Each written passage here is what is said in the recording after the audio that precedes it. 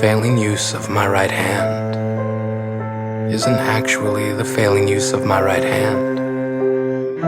It's just another way to tell the time. And I'm ticking. So I've been picking myself up at bars with a bottle in each hand. But I never give myself any play. I just make plans with myself for the day after next. By the time the sun swings back round into position, I forget the context of why I asked myself out in the first place. Did I think I was gonna score? I let a stranger pour me one more. She says my name is Sarah. Doesn't take much more than that to start a relationship. My darling Sarah cleans rooms for a living. Giving her youth and beauty to dirt and dust, understands more than most that family must be a foot you put forward first. You must weather the worst together. But having never met her family, she places love above all else, then protests that I use the word love too freely in poems. And I should really just say what I mean. And I suppose what I mean most is that I'm trying. She's been buying me time on a maxed out credit card, arm scarred from selling her own blood to pay down the debt. Tells me she doesn't mind going broke so long as I can give her a little sweat. She says try. So I do my best impression of a pen. And when every problem looks like a page, I can make ink to paper, and the worth of the words that comes out determines my wage. And I'm making enough to bear the compliment of not quitting, of not sitting when standing is required. She only asks that I put the effort in, and in return she's willing to pin a paper heart to her chest and do her best impression of a target. She says that effort is the Siamese twin of success. So when everyone else looks like a wrong answer, she says she'll settle for being my best guess. So we lie in bed like a mess that someone's been meaning to clean for the large part of a long while. We lie there like a pile of dirty laundry, and how we'll ever come clean is beyond me, so we don't. She says it's supposed to be dirty. And if by the end you haven't hurt me, then you didn't try. So I do my best impression of a surgeon, going in and cutting purple hearts out of my own. Use my veins like thread and have them sewn to our skin like metals. Because when the bleeding stops and the dust settles, all we have are our wounds to wear like decorations upon our chest. Sarah does her best impression of a war. Tells me not to count my pride among the casualties, because maybe faith means never keeping score.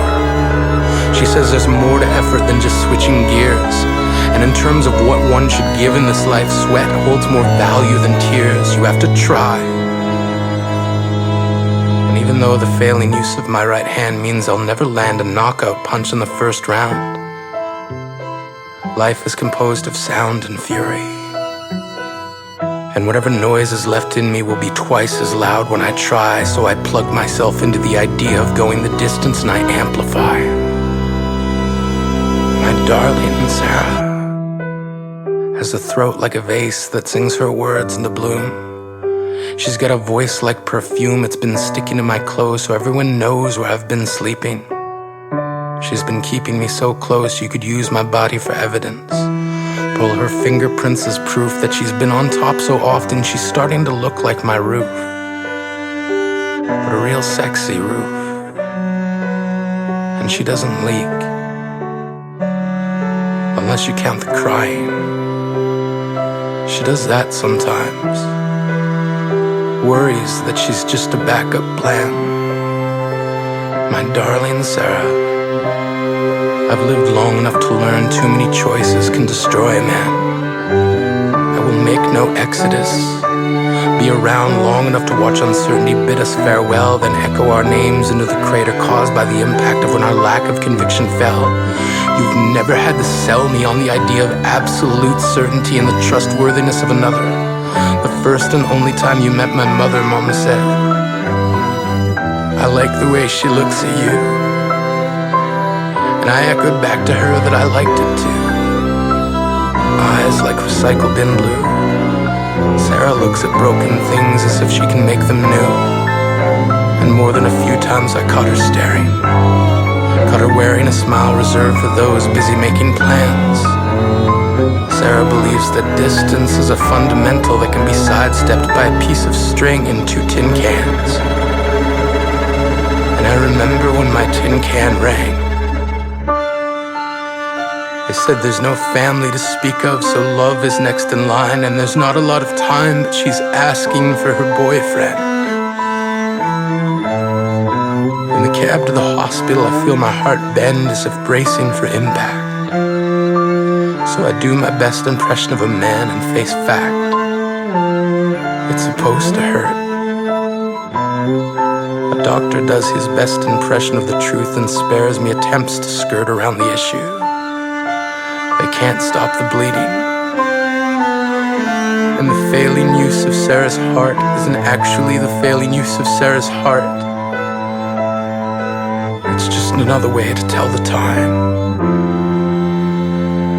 My darling Sarah, I was holding your hand when you died. And even though the failing use of my right hand prevented me from feeling you leave, I tried.